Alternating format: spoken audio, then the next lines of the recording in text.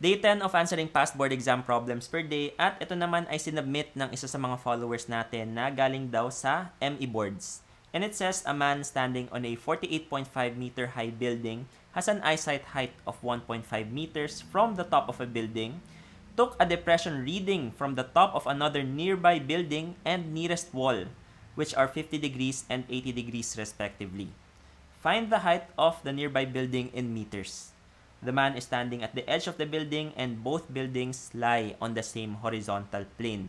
So, sabi ng person na ito na nahihirapan daw siya i-visualize yung problem. At I think ito yung isa sa pinaka-important skills na kailangan nyo kapag kukuha kayo ng board exam. Kailangan yung madraw kung ano yung dinidescribe sa problem. So, paano natin siya i-draw? Una, meron daw tayong man na nakatayo sa building. So, i-draw natin siya. Ano daw yung height ng building na yon? This is 48.5. At yung man naman natin ay 1.5. Ngayon, yung man daw ay nakatingin sa isa pang building. So, ano yung building na yon? I-draw natin. Ito siya. Paano natin nasabing mas short yung building na yon? Dahil sa word na ito, depression. Ibig sabihin, nakatingin sa baba yung man. So, ito siya. Anong angle daw ito? From the eyesight ng man papunta sa top ng nearby building, ito daw ay 50 degrees. Next, from the eyesight ng man papunta sa wall ng building or yung pinakababang part niya, ito daw ay 80 degrees. So, 80 degrees ito, that means this angle is 30 degrees. Tapos, yung dalawang buildings daw ay naglalay sa same horizontal plane. So, yun yung buong figure natin. Now, ang pinapahanap is yung height ng building na ito. So, paano natin ito isosolve the most efficient way possible? Pero before that, I recommend na panoorin nyo muna yung video ko about trigonometry shortcuts, particularly yung about triangles, na ililink ko sa comment section.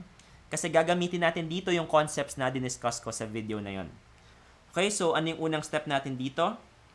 Compute muna natin yung total height ng eyesight ng man. This is just 48.5 plus 1.5 or a total of 50 meters. Now, kung ito ay 50 meters, ito naman ay what? This is 50 minus h. Kasi siya yung height difference between the two. Now, para makubuo tayo ng equation using h, try natin kunin yung distance between the two buildings. Yan. And again, gagamit ako ng trigonometry shortcut na diniscuss ko sa previous video natin. Kung ito ay 50 minus h at ito ay 50 degrees, ano naman ito?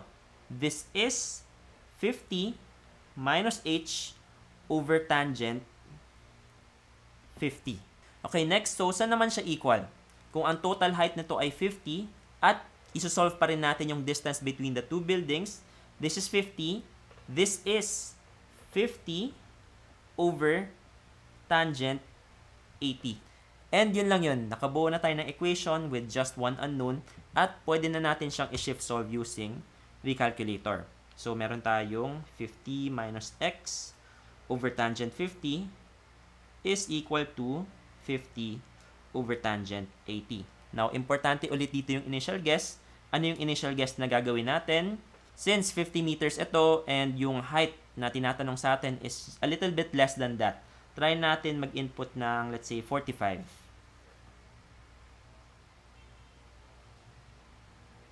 And yun, ang height ng nearby building is 39.49 meters. Follow for more tips at kapag meron kayong gustong ipasolve na question, i-message nyo lang yung page natin.